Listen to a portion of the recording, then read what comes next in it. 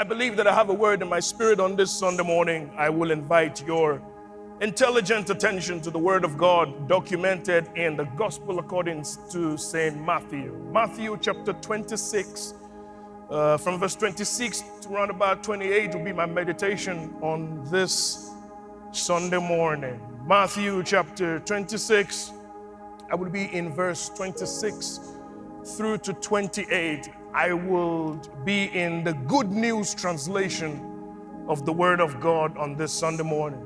So let's turn our attentions to the screen. It reads on this wise. While they were eating, Jesus took a piece of bread, gave a prayer of thanks, broke it and gave it to his disciples. Take and eat it, he said. This is my body. Then he took a cup, gave thanks to God, and gave it to them. Drink it, all of you, he said. Verse 28, my final verse on today. It says, this is my blood, which seals God's covenant. My blood poured out for many for the forgiveness of sins. So because we're having two services these days, is nice. We don't read it twice. But as I was preparing my sermon, I feel like the Lord was prompting me to leave you with this thought. So if you don't mind, we're going to tag a title on today's text. If you don't mind, help me slap your neighbor high five. Say, neighbor. Oh, neighbor. Y'all don't seem like you. One more time, slap the neighbor high five. Say, neighbor. Oh, neighbor. He did it for me. That's not a good neighbor. Look to the other one on the other side. Slap them a high five. Say, neighbor. Oh, neighbor. He did it for me. Well, can you throw your hands up to God by yourself and declare over your life, he did it for me.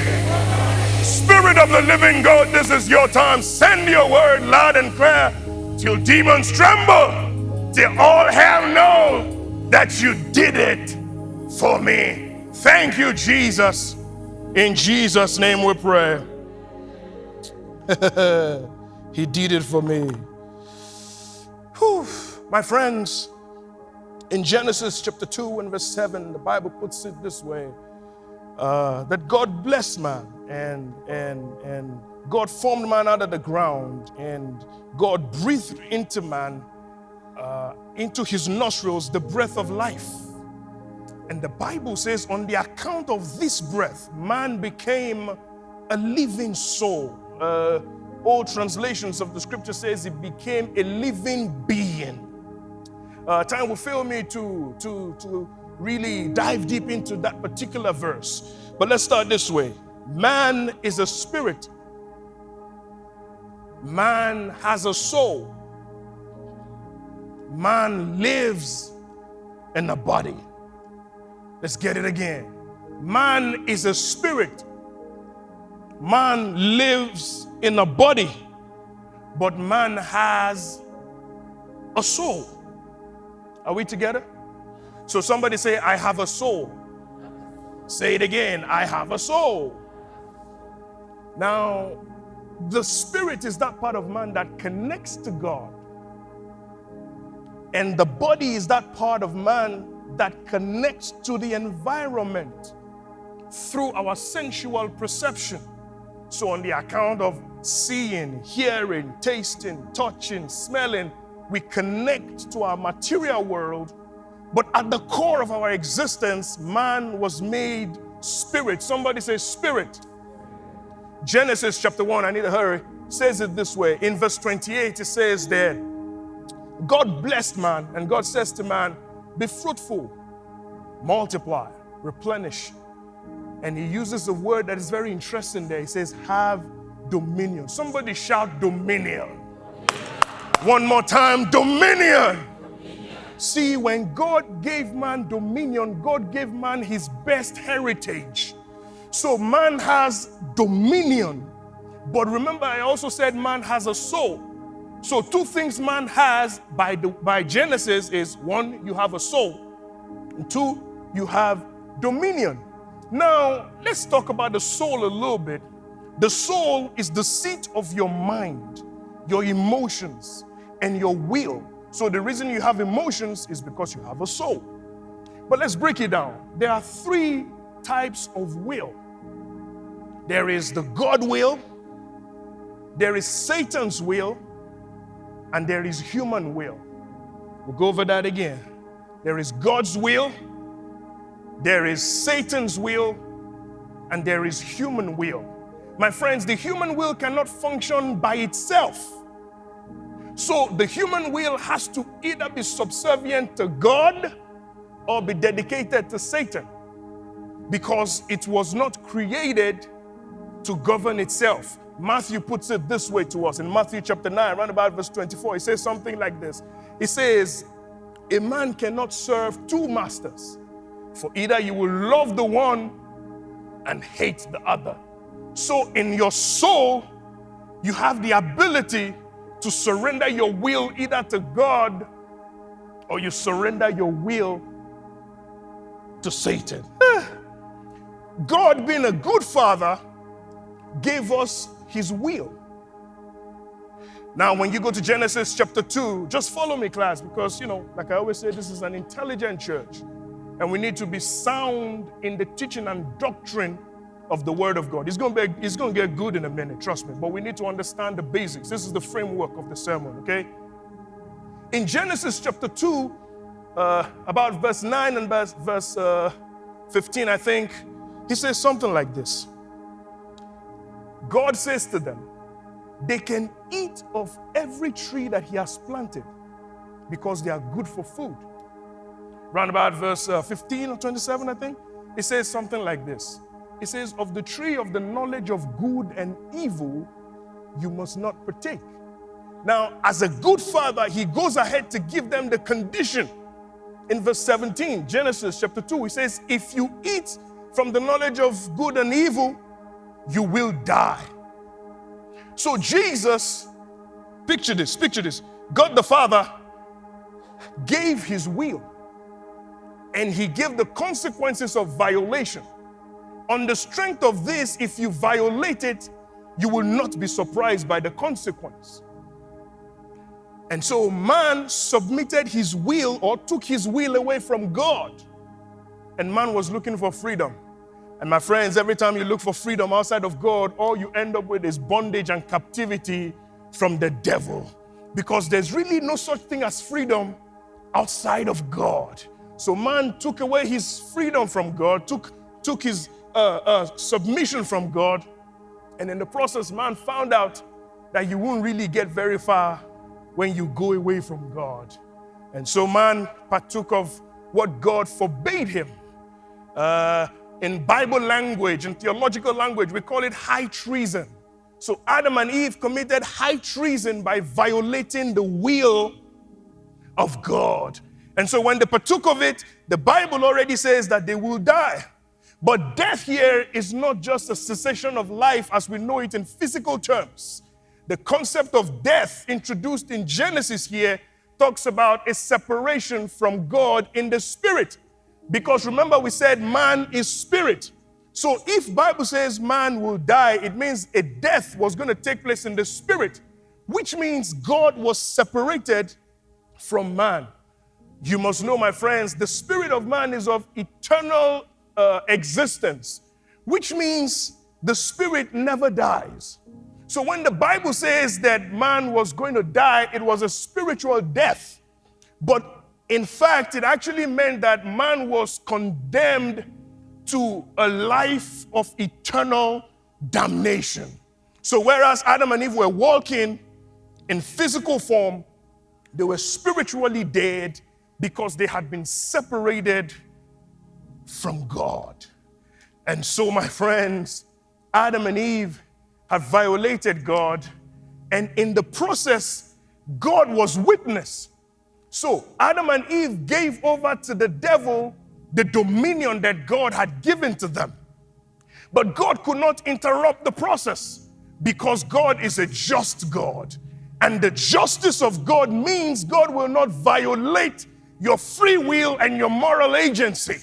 So it was painful for God to watch his stuff being given to the devil. But God could not interrupt the process.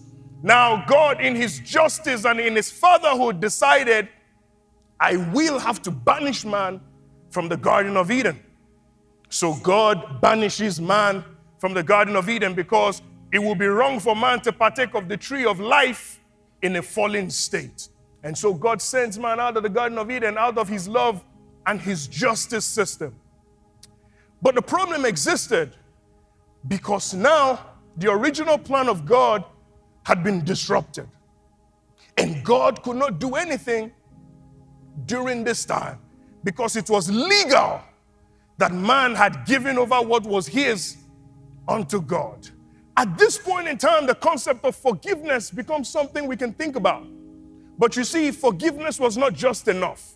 God could forgive the sin, but God could not restore fellowship because what Adam lost was a spiritual component of his existence.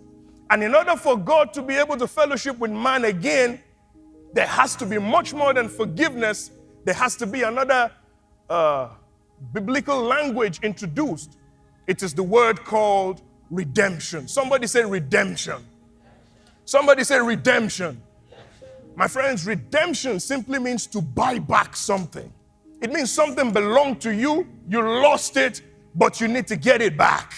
And so redemption became important because redemption was the only way that God was going to get back from the devil what Adam voluntarily gave to the devil. Ooh, I feel it. And so the Bible tells us, along with redemption comes the concept of righteousness. Because man must be made right with God again. Man must be redeemed. Man must be bought back from the devil. And man must be made right.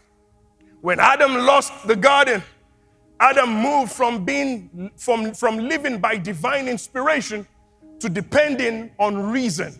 At this point in time, he lost faith, he lost the supernatural, and he declined into the arena of logic and reason.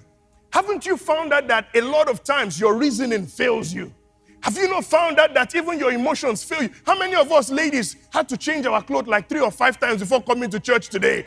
Simply because God did not intend for us to live and be governed solely by emotions. But I found in the scriptures, the Bible says, whenever everything went down in Genesis, chapter 3, verse 15, this is the first mention of the gospel. Theologians call it the first gospel or proto-evangelion. The Bible says, the seed of the woman shall bruise your head, and thou shalt bruise his heel. So God introduced a judgment that there was going to be a seed from the woman that was going to bruise the head of the devil. Now, I have a problem with that because I don't know women to have a seed. But what God was saying is that I am going to disrupt nature in such a way that a woman would have a seed, and that seed is going back to undo whatever was done in the Garden of Eden. Oh, yeah. And so the story continues. The Bible tells us this, that Isaiah the prophet in chapter 7, verse 14, follow me. He says this. It says, a virgin will conceive and will bear a son, and his name shall be called Emmanuel. In Galatians chapter 4, verse 4, Paul says, now when the fullness of time was come, God sent forth his son, made of a woman, made under the law. The Bible tells us that by the time Jesus appeared in John chapter 1, John tells us, behold the Lamb of God who taketh away the sins of the world. So what God promised in Genesis came to manifestation in John. John looked at him. John said, this is the Lamb of God. His job is to take away the sins of the world. My friends, Jesus did not come to cover our sins. Jesus came to take it away. Somebody shout, he took it away. Oh yeah. So Jesus comes and Jesus is here living. Jesus is living here on earth because when God sent man out of the garden, there was no advocate. Nobody could speak on behalf of man. But now God has to bring to us a redeemer.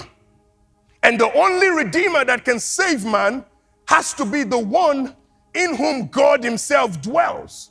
A redeemer that can go to hell and defeat the devil. A redeemer that would not be an angel, but can go into the gates of the enemy and take back everything the devil stole. May I just prophesy over somebody? God is about to take back everything the devil stole from you. Somebody shout amen. And so Jesus begins to live, and the whole concept of his sonship was questioned. When Jesus came, he came as a son of God. And the Bible tells us in Matthew chapter 4, there was a little thing with God and the devil. And the devil says to him, listen, if you are the son of God, convert the stones into bread. Jesus understood the test. And Jesus said, man shall not live by bread alone. My friend, the acid test of sonship is not the name that you bear. It is the fact that you can listen to instructions, you can keep instructions, and you can apply instructions. Just because your name is Christian doesn't mean that you're a follower of God. You are a follower of Christ on the account of what is written, that you begin to apply, that you begin to live your life on the context of what Jesus said. So Jesus passed this test of sonship, and Jesus becomes our sample son. So Jesus begins to live, and Jesus is our advocate. I know this to be a fact because when Jesus was living here on earth, everything that was contrary to God's original plan, he fought against it. This is why when you look at the life of Jesus, two scriptures capture his life. One was in Matthew. Jesus says something, the Bible says something like this. He says he went about their synagogues, teaching and preaching and healing as many that were oppressed of the devil. Acts chapter 10 verse 38 puts it this way: how God anointed Jesus of Nazareth with the Holy Ghost and with power, who went about doing good and healing all that were oppressed of the devil.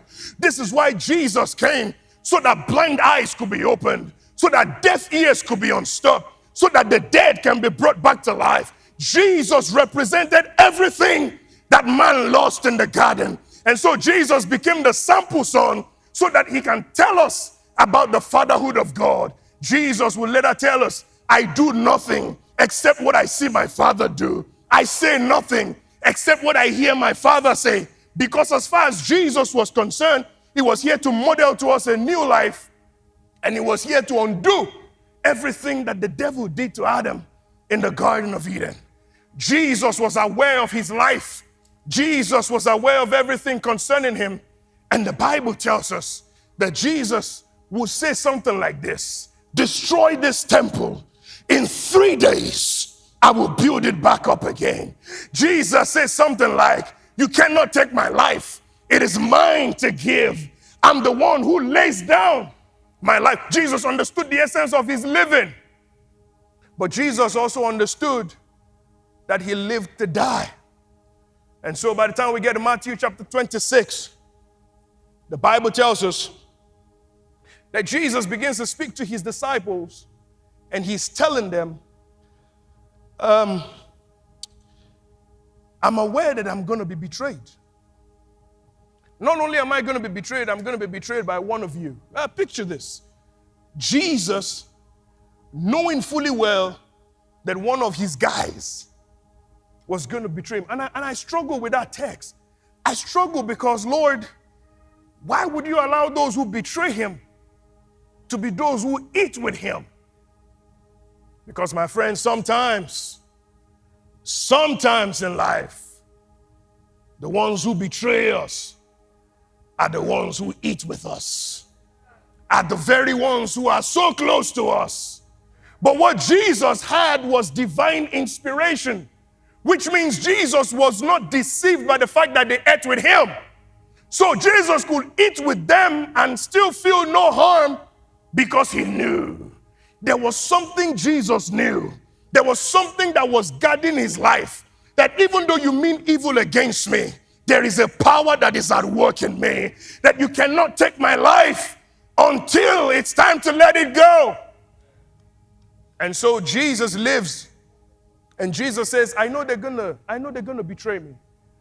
I know the one that is going to betray me. I know he's here sitting with me.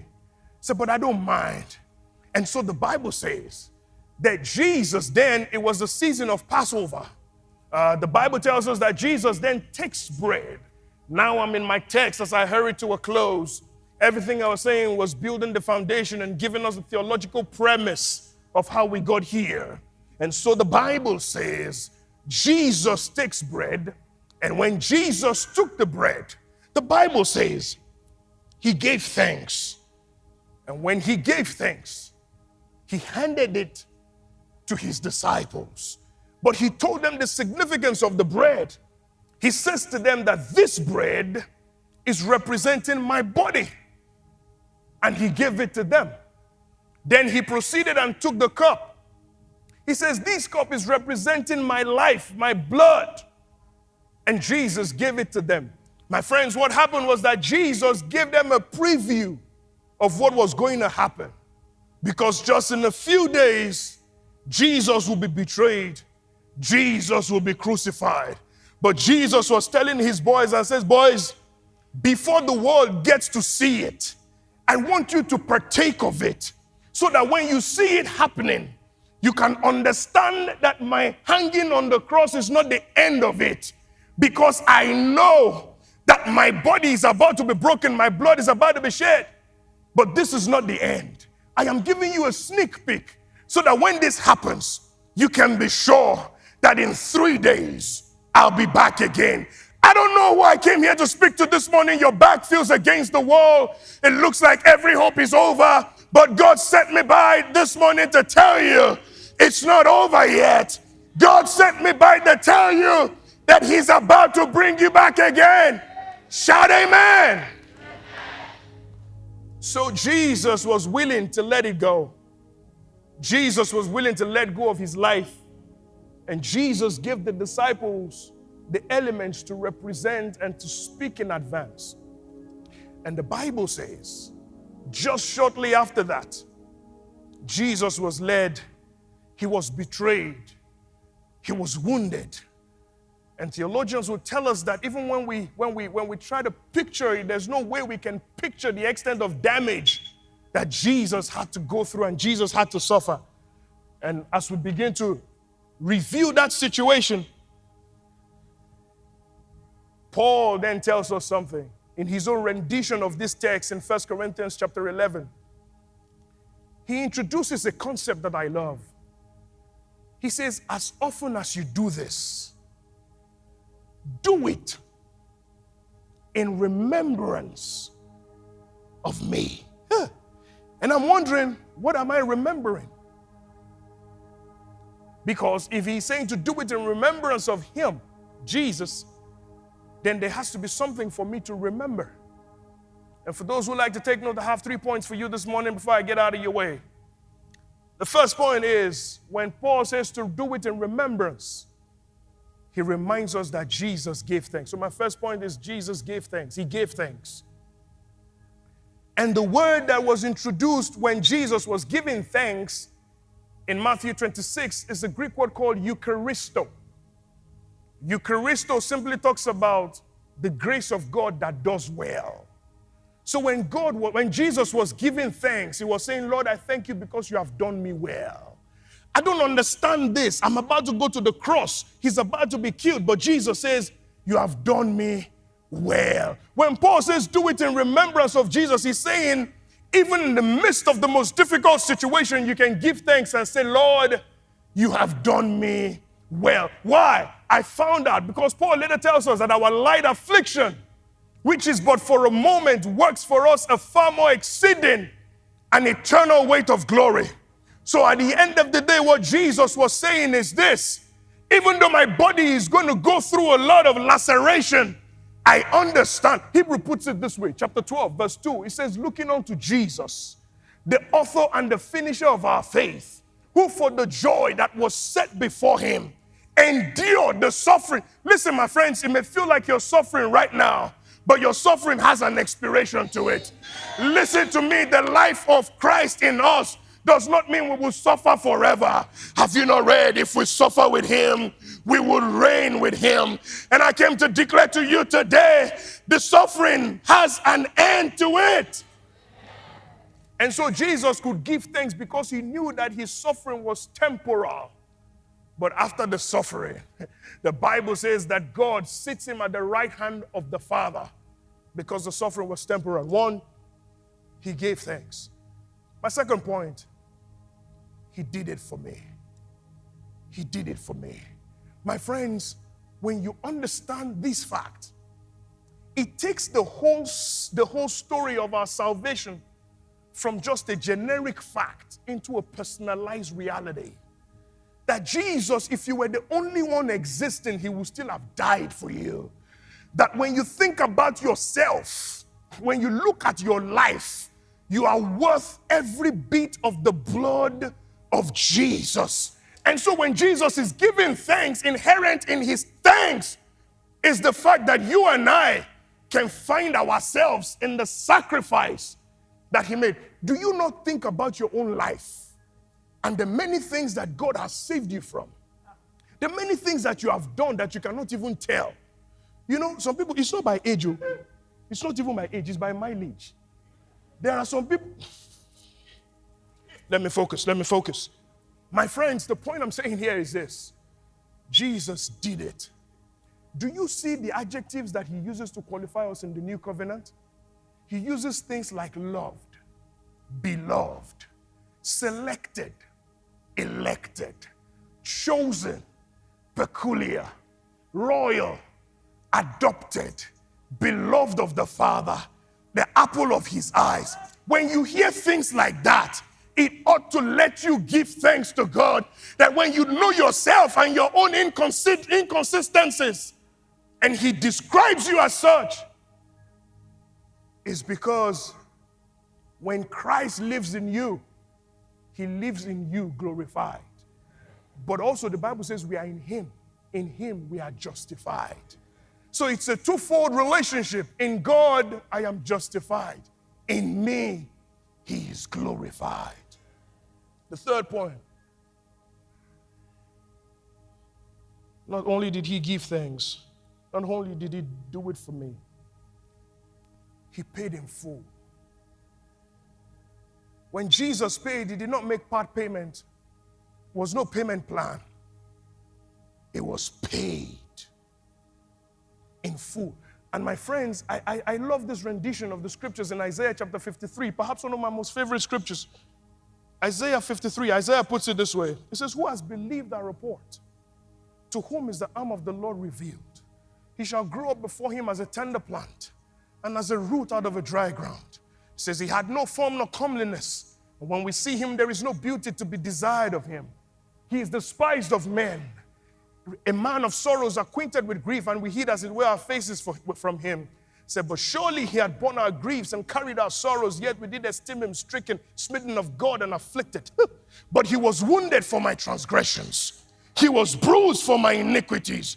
The chastisement of my peace was upon him, and with his stripes we were healed. When Jesus was going through his ordeal, he was going through it and we could not recognize him. And this is what the Bible says about him in verse 5. The chastisement of your peace was upon him. You know, when we think about the death of Jesus, a lot of times we just think about the forgiveness of sins, and that is true, that is accurate. But the Holy Spirit prompted my attention to this. The chastisement of our peace. The word peace used in that text is the Hebrew word shalom. It means welfare. It means well-being. It means completeness. Oh, it means nothing broken. It means nothing missing. And when you look at your life from January till now, it may feel like some things are broken. It may feel like some things are out of whack. But the Lord sent me by to tell you that the chastisement of your peace, the chastisement of your well-being, that whatever is out of order, God is able to put it back to order. And as I begin to wrap up and hurry to a close here, I came to tell us as we go into Thanksgiving week that he's still our Prince of Peace. That as you go through Thanksgiving, maybe you're going to travel and see some of your old friends and old folks, and it may look like they've gone ahead of you. God says I should tell you, when you are going, go with his peace. that there is nothing broken in your life. See, they may have gone ahead of you, but there's something about the peace of God. The Bible says, I will keep in perfect peace, whose mind is stayed on. It said the chastisement of your peace, which means that your mind can be intact. Listen, for somebody, maybe you've received a negative doctor's report. God says, I should tell you, He is your peace. Yeah, I know you've not paid your bills. I know you still have some credit card debts, but God sent me to tell you, He is. Somebody shout, He is my peace. Listen, forget everything I said today. If you don't remember everything, remember that the pastor came by here to tell you the chastisement of your peace was upon Him. And this is the reason we can thank Him, that the only reason we have peace in this world is because Jesus paid the price. But before Jesus paid the price, He gave thanks. Because Jesus gave thanks, Jesus was willing to sacrifice Himself. And on the account of His sacrifice, Isaiah tells us that we now have peace. I'll tell you 3 things about peace and I'll get out. There is a legal, judicial component of peace. Because remember, when man messed it up, there had to be redemption. And we needed a Savior. So Romans chapter 5 and verse 1 tells us this way. It says, therefore, being justified by faith, we have peace with God. What that means is that a scale was put in place. Your sins and the blood of Jesus were put on the scale. But the blood of Jesus was heavier than your sins. On the account of that, righteousness is imputed to you. And on the account of that, the Bible now says you are justified and you have peace with God. Somebody say, I have peace with God. The second thing about peace, Philippians tells us this. It tells us there is such a thing as the peace of God. There is peace with God, but there is the peace of God. Have you ever found yourself in a situation where the things that should have made you angry, all of a sudden you were not angry? The things that you should have slapped somebody for, all of a sudden you put your hands in your pocket and you just kept on walking. You remember when some people email you and you have some choice words for them, but all of a sudden you let it go? That is the peace of God. My friends, these are the components of our Christian faith that we need to be reminded. Somebody say, I have peace. There is peace with God. There is the peace of God. But the one I love, where I'm going to hang it today, in Romans, the Bible says, and the God of peace will bruise Satan under your feet shortly. Please, can you help us with those texts so that they know that I'm not the one just curating it? Good. Romans chapter 16, and the God of peace shall bruise Satan under your feet shortly. Which means it won't be long that the things that have disturbed you, God says, I will bruise Satan under your feet shortly. And the reason why Satan is bruised is because Jesus broke his body and Jesus shed his blood. On the account of that, we are not just forgiven, we have peace with God. We have the peace of God. And the God of peace promises to bruise Satan under our feet. 3 points, like I said, for today. 1, he gave thanks. 2, he did it for me. 3, he paid it all. These are the fundamentals of our faith. It's not a very jumpy sermon today. It's deliberate because we have to be able to come to church and think and be able to understand. So the next time we partake of the communion elements, you can understand where we came from, that we were doomed for eternal damnation.